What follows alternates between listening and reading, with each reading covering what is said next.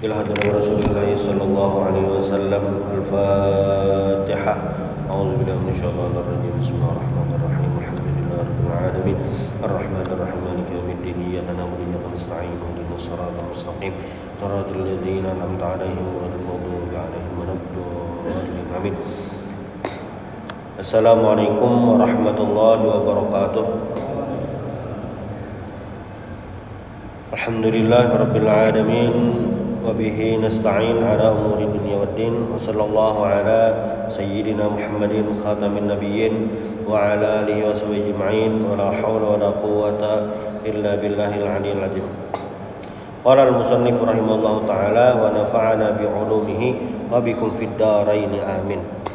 Tafsiru suratil balad wa hiya makkiyatun bila khilafin wa akhraj ibnu Durais wal Nuhas wa ibnu Mardawi wal Baihaqi Ibn Abbas qala nazalat suratul la uqsimu bihadzal balad ay suratul balad bi Makkah wa akhraj ibnu Mardawi an ibni Zubair mislahu. Selanjutnya yaitu tafsir surah Al-Balad. Surah Al-Balad ini adalah makkiyatun, surah makkiyah, yaitu surah yang diturunkan saat periode dakwah Nabi di Mekah.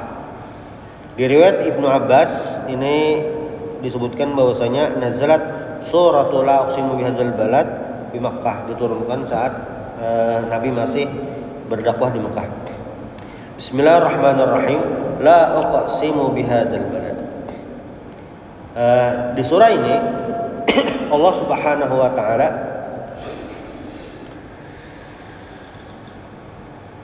memulai dengan sumpah, dan ini pakai nama tempat al-balad, bihadzal balad, dengan negeri ini.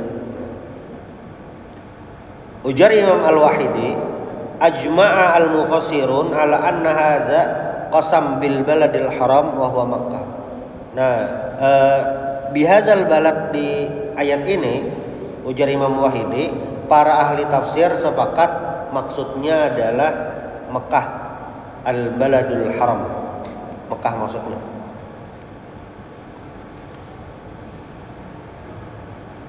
Kenapa?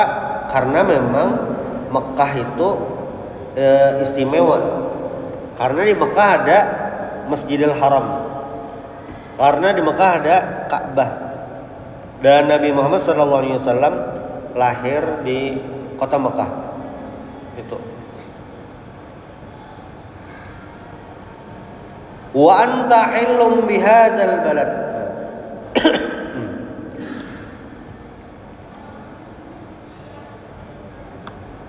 Wa anta hillum bihadzal balad. Dan engkau, wa anta itu engkau, hillum bihadzal balad,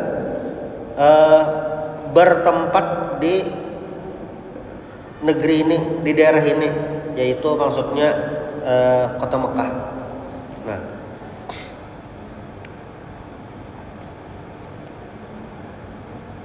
wa walidu wa ma walad, wa walidu wa ma walad, anna mislaka alayya azimun haramtu yastahillu bihadzal balad kama yastahillu as-sayd fi ghairil haram. Wa qala al-Wahidi al-hillu wal halal wal mahal wahid wa huwa diddul muharram. Ayat ini ada hubungannya. Ahallallahu lin Nabi sallallahu alaihi wasallam Makkah yaumul fath hatta qatala. Jadi pada dasarnya kota Makkah ini haram untuk menumpahkan darah, itu dijaga. Orang umroh, haji, itu pas ihram tuh, ada boleh berburu karena Mekah adalah tempat yang dihormati. Tapi untuk Nabi itu ada pengecualian. Ahallallahu lin Nabi sallallahu alaihi wasallam Makkah yaumul fath hatta qatala. Pengecualian waktu Fathu Mekah. Jadi kan Mekah ini kada boleh ada apa-apa gitu, haram. Waktu peristiwa tentara bergajah, Mekah ini Allah jaga. Tetapi waktu tahun 8 Hijriah Rasulullah SAW berangkat dari kota Madinah menuju Mekah. Nah, ini situasi yang khusus bahwasanya Nabi dihalalkan, dibolehkan bahkan sampai kota lah berperang. Waktu momen itu kayak itu aja bolehnya. Nah, karena kayak ini Rasulullah SAW itu kan uswatun hasanah, contoh yang terbaik. In kuntum tuhibbunallah fattabi'uni yuhibbukumullah yaghfir lakum dzunubakum. Jadi di dalam Al-Qur'an itu kan diabadikan in kuntum tuhibbunallah, kalau kalian mencintai Allah fattabi'uni, umpati Nabi Muhammad sallallahu alaihi wasallam. Rumusnya nah itu. Tetapi ada ngarannya khususiyatun Nabi sallallahu alaihi wasallam. Khususiyat Nabi, ada hal-hal yang hanya Nabi hukumnya kayak itu, umatnya kada. Nah, itu khususiyat. Yang Fatuh Makkah dibolehkan macam-macam di kota Makkah ini, ya bisa jadi itu momennya khususiyat juga. Apa gerang khususiyat itu contoh-contohnya? Contoh misalnya, kan di Al-Quran itu fankihu ma tabalikum, di surah Nisa, fankihu ma tabalakum minan nisa'i masna wa thulatha wa ruba' wa in khiftum alla ta'dilu fawahidah. Berdasarkan ayat ini ulama sepakat bahwasanya maksimal seorang muslim itu secara fikih memiliki istri 4 maksimal. Tetapi Rasulullah SAW ini ada khususiyat, boleh lebih. Jadi ayat itu berarti salah ayatnya kada salah, hukumnya kada salah juga. Tapi ini yang namanya khususiyat Nabi aja nang kayak itu, umatnya bang kada khusus. Ini khususiyat Nabi. Khusus Nabi ini sedikit aja, itu syuting. Mbah itu pulang khususiyat Nabi tahajud. Kalau gasan umat Nabi Muhammad SAW kayak kita, sembahyang tahajud itu hukumnya sunnah aja itu. Ada wajib, yang wajib sembahyang 5 waktu. Nah, tapi bagi Nabi tahajud itu wajib. Nah, itu khususiyat. Khususiyat ini kalau di bahasa lainnya itu ya pengecualian tadi. Jadi seberatan yang digawi Nabi itu kita diperintahkan mengikuti, cuma ada beberapa hal tertentu yang khususiyat Nabi, khusus Nabi aja nang kayak itu. Umatnya kada kawa itu. Ada pengecualian yang umatnya dah ada. Ini beda lagi lawan apa ngarannya nih? Memang keistimewaan Nabi nang kayak itu. Contoh, Nabi itu memang guring kayak manusia. Secara manusiawi Nabi itu guring. Tetapi jarsiden wala tanamu qalbi, wala yanamu qalbi. Hati Nabi itu kada guring. Kalau kita kan mata bekintip guring daerah. Nah, Nabi itu walaupun mata bekintip menurut standar manusia itu guring, cuma hati beliau tidak tidur. Nah, itu beda. Itu kayak semua Nabi, ada kayak kita. Atau melihat Nabi, mata Nabi, jarak pandang kita ini kan, nih mata, nah ke sini, itu kelihatan. Nah, Nabi melihatnya itu bukan hanya di muka, di belakangnya juga kelihatan. Berarti mata Nabi ada di belakang, ada sama kayak juga. Cuma Sidin ada keistimewaan kawa melihat di belakang juga. Ini mungkin mukjizat pangaranna, lain khususiyat lain. Jadi ketika belajar sirah Nabi itu belajar tentang Nabi itu sisi mana yang dilihat, sisi manusianya kah, sisi ininya kah? Yang kadang juga ada yang Nabi gawe ya kita kada disuruh kayak itu benar. Contoh misalnya Nabi itu kan makan pakai gandum dan makan Nabi 3 jari. Kita bang ya kada kayak itu benar juga itu. Yang disuruh tuh apa? Tangan kanan. Lalu guring. Nabi itu kadang bilanya guring, bangun awak bebalar. Karena Nabi guring kadang di pelepah kurma. Jadi bebalar awak itu. Berarti kita guring harus bebalar lah. Ya kada kayak itu. Lain sisi itunya.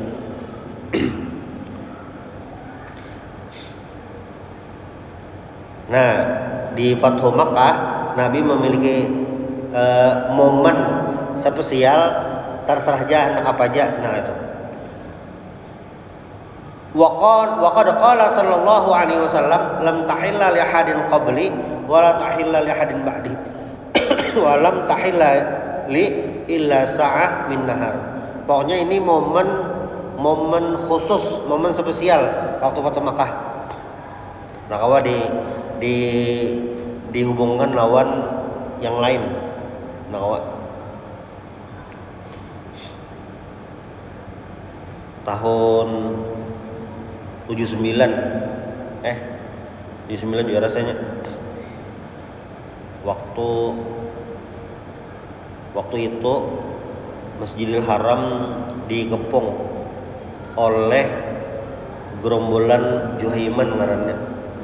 Kalau melihat dan membaca sejarah Makkah ada tuh Juhaiman. Jadi Juhaiman ini lawan kelompoknya mengakui Imam Mahdi. Jadi di minggu itu siaran live Masjidil Haram ada sebenarnya Jumat dipindah ke Masjid Nabawi karena Juhaiman lagi menguasai Masjidil Haram. Ustadz ulun di pondok itu waktu tahun itu Jersidin aku lagi seolah di Sholatiyah. Nah, jadi momen itu tuh merasakan gitu. Jadi Jersidin memang Masjidil Haramnya itu ditutup karena dikuasai oleh kelompok Juhaiman tuh. Ini jelas salah dah. Kenapa gerang? Karena Masjidil Haram digunakan sebagai tameng. Nah, cuma pada akhirnya bisa dilumpuhkan. Cuma nih kisah Sidin manglah kisah Ustadz ulun tuh ya maksudnya.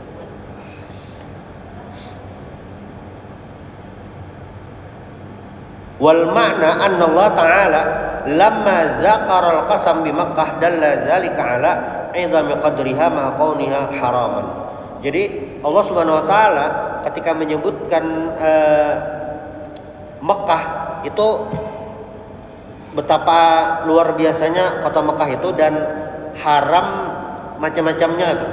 Cuma fawa'ada Nabi sallallahu alaihi wasallam al-ayyahilla lahu hatta yuqatila fiha wa yaftahaha ala yadihi.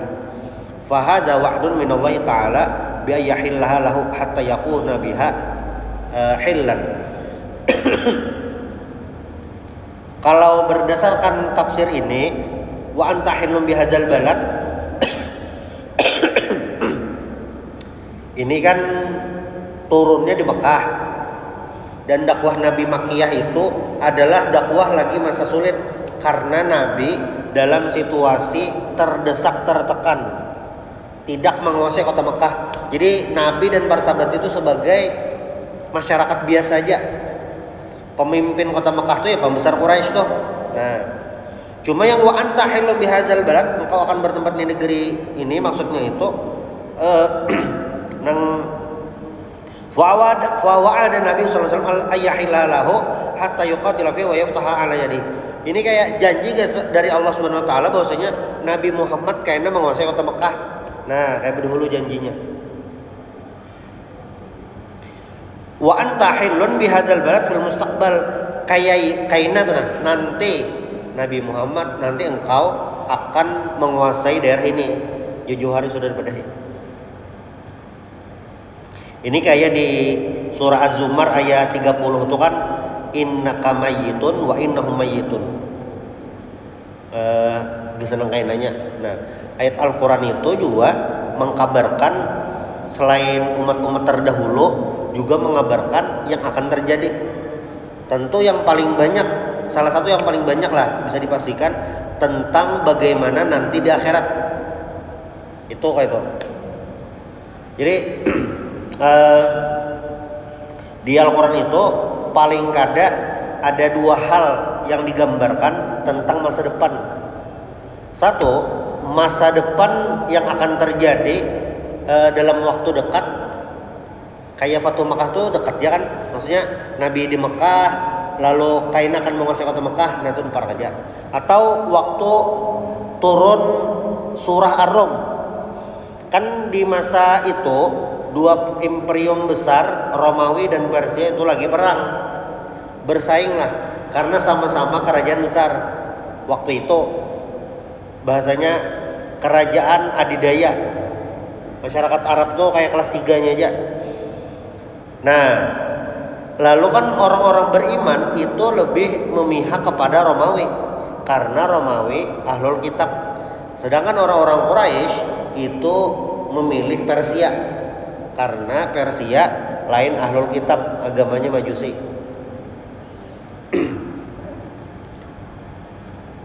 Asalnya kalah kan Romawi, ghulibatir Rum, asalnya kalah tapi mbahnya itu menang. Nah, itu mengabarkan yang nanti terjadi kan.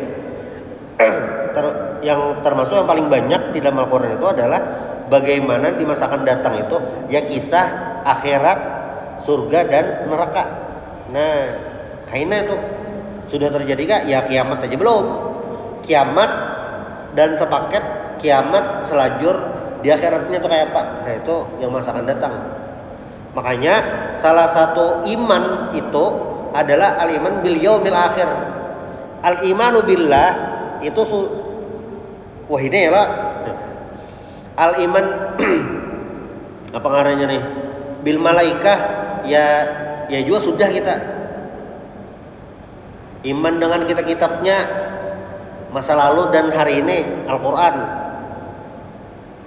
iman dengan Nabi masa lalu, iman dengan qadar sedang terjadi itu. Nah, iman bil yaumil akhir itu adalah beriman dengan sesuatu yang masa akan datang belum terjadi. Nah, di Al-Quran itu dipadahi dah, itu termasuk iman. Yang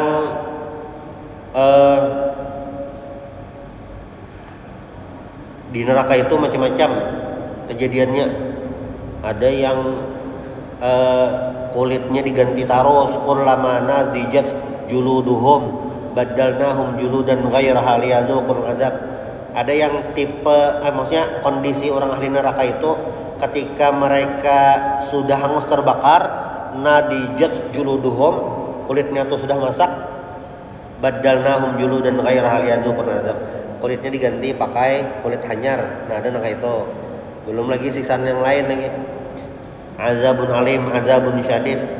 Nah, itu itu yang fil mustaqbal ada di dalam Al-Quran, termasuk ya wajib kita imani ya, wajib imani walaupun belum terjadi. Nah, kalau jadi hadis Nabi, di hadis Nabi kurang lebihnya kayak itu juga. Ada yang yang akan terjadi tapi agak dekat. Ya, Nabi kayaknya menaklukkan ini, kayaknya akan menguasai ini. Iya. Nanti apa nih, umat Islam banyak tapi kayak buih di lautan. Ya, Nabi itu sudah memprediksi dah, entah itu yang zaman kita ini kah atau nang pabila kah. Ya, Nabi kalian banyak tapi kayak buih di lautan, kayak kada ada apa-apanya tuh. Nah, banyak tapi kada ada apa-apanya. Apakah nang kita ini atau yang lain, wallahu a'lam mah. Cuma Nabi sudah memprediksi nang kayak itu. Yang jan Nabi, kalian nanti akan kena penyakit wahan. Wahan itu kayak cinta dunia. Khalid bin Walid kan waktu mengirim surat ke Raja Persia waktu itu isi suratnya tuh kada bina macam-macam. Ada ujar sidin kami datang bersama pasukan yang menyukai kematian sebagaimana kalian menyukai kehidupan. Berarti pasukannya ini kada begaduh kayak apa kah? Kada takutan mati. Namun pasukan Kada takutan mati. Nah, ada. Kayak apakah perangnya, strateginya kayak apakah? Strateginya serang tarus kada bisa mundur kah? Ada masalah. Karena kada takutan mati. Nah, para sahabat zaman Nabi itu kayak itu mentalnya. Nabi memprediksi dah. Begitu pulang aja Nabi yang salah satu banyak dibahas prediksi Nabi tentang tanda-tanda kiamat. Ya juga. Misalnya salah satunya yang mungkin terlihat bisa iya bisa kada audul arabi urujan wanhara. Tanah Arab kembali subur. Itu wah ini kan pina subur. Apakah nang itu atau kainnya masih ada? Kada tahu bang, wallahu alam. Cuma prediksi Nabi itu model kayak itu. Inilah yang kau dipastikan itu adalah hadis Nabi tentang prediksi masa akan datang. Itu hadisnya sahih lah. Tapi apakah kejadian yang ini itu kan di dalam tahunnya? Kadang kalau kita memvalidasi. Kaina jor Yahudi dibunuh bujur, tapi apakah nang ini atau kaina ada lagi? Nah itu kada tahu. Itu yang kadang kau memastikan. Milanya ada memastikan kayak ini bang hadis Nabi itu masih bertetangguhan karena kadang kau memvalidasi. Nah, wawalidi wa mawalad, wawalidi wa mawalad. Walid itu kan orang tua, walad adalah anak.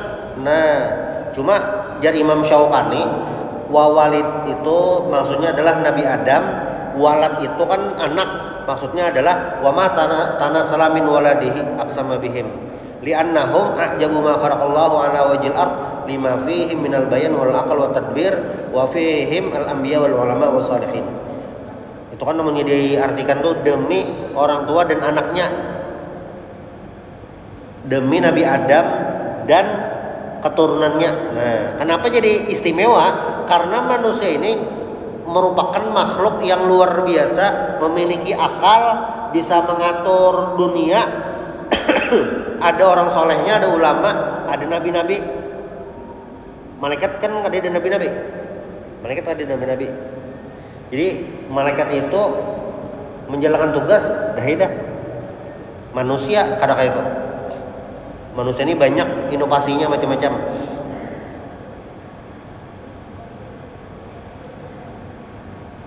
Laqad khalaqnal insana fi kabad.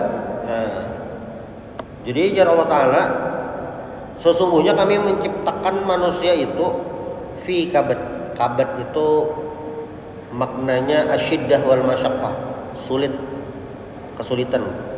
Kenapa gerang? Karena ad-dunya darut tila wa ikhtibar. Karena dunia itu adalah tempat bala dan ujian, tempat ujian.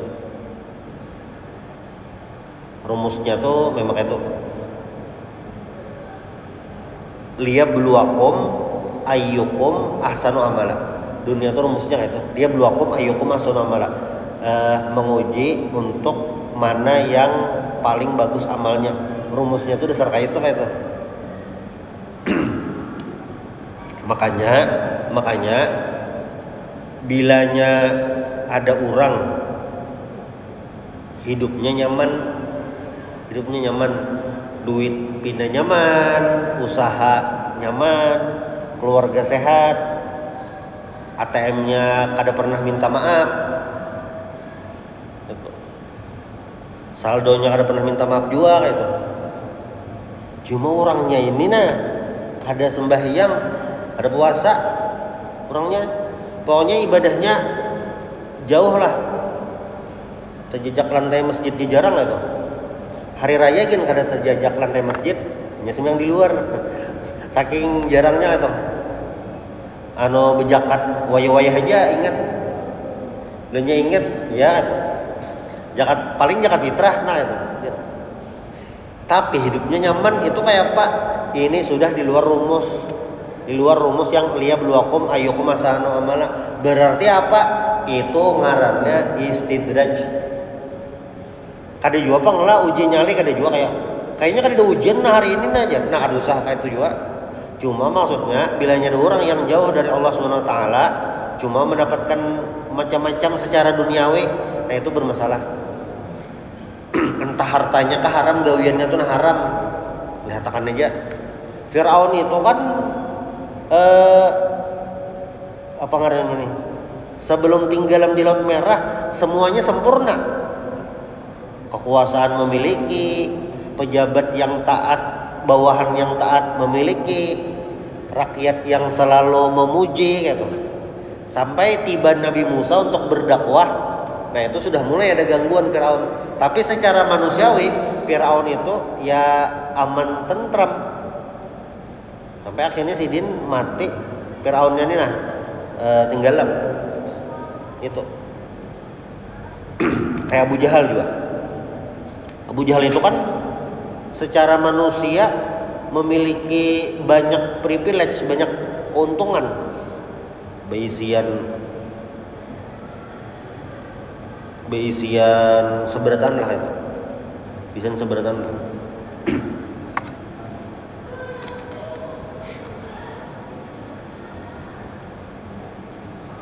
Siapa lagi? Abu Lahab.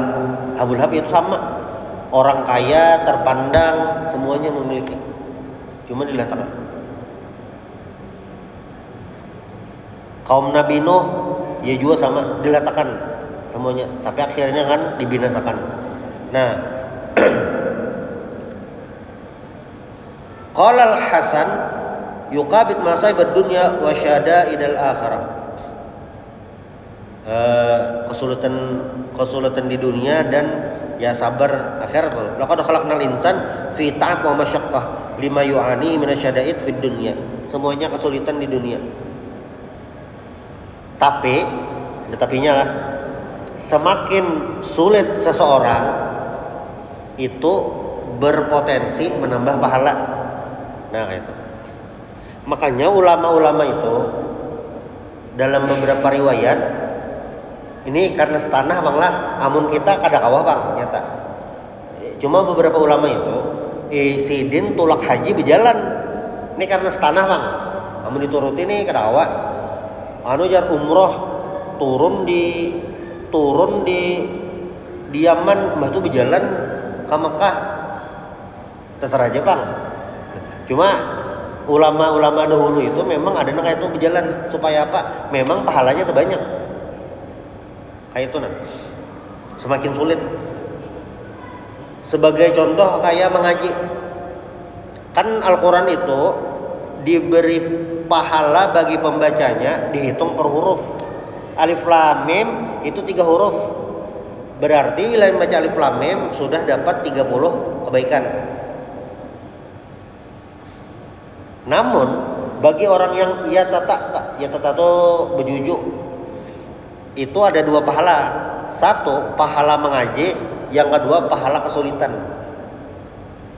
Jadilah nih kita kan mulai rumah ke sini, tulak ke masjid, berjalan kawa, jalan aspal nyaman. Hari hujan masih kawa payung bejas hujan, kendaraan kawa. Bahkan kan mulai rumah, hari hujan abad kuat, bermobil ke sini kawa aja itu. Tapi bagi di daerah-daerah yang ke masjidnya tuh ngalih benar, entah jalannya licak lah, tetamui hutan, di hutan ada beruang lah, itu amun sampai tak ke masjid pahalanya dasar banyak. Makanya ketika ada orang yang berpadah lawan Nabi, rumahnya jauh lawan masjid, anak beparak, untuk orang itu bang, ya Nabi kada usah itu, karena dia dapat pahala banyak. Mungkin nih karena orangnya bang rajinan aja. Amun orangnya pengoler kayaknya dasar harus parak masjid bang, supaya ingat harus. Dulu waktu ulun hendak tulak kuliah tuh di Pasani, ini bagus bang pesannya bagi anak-anak kita, keluarga kita yang kuliah jauh, terutama yang kada kuliah di Banjar lah, kuliah luar. Jangan jauh mengkos dari masjid. Nah, atau kalau jadi balik lah, carilah kos nang parak masjid. Nah, sembahyang nyaman, azan kedengaran. Bilanya jauh ya kada mendengar. Lagi kuliah tuh kan di Jakarta tuh 2 minggu lagi hanyar datang ke Jakarta, 2 minggu kada ada terlihat babinin berjilbab. 2 minggu kada tamu lihat babinin berjilbab. Entah salah jalan atau apakah. cuma 2 minggu mencari tamu. Terus batu yang kedua, di wadah kita ini azan maghrib di jalan masih kedengaran. Tak macet misalnya di jalan Lambung Mangkurat, Praksabila, azan masih kedengaran lagi. Di situ amun sudah lewat Menteng, Rasuna Said, nang daerah perkantoran tuh azan maghrib. Ada jalan Sudirman, kita kedengaran azan.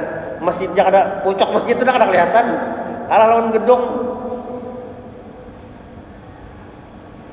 Kan Istiqlal tuh kayak menyorangan loh. Istiqlal tuh menyorangan kayak watil kal ayam nuda wiluha bainan nas.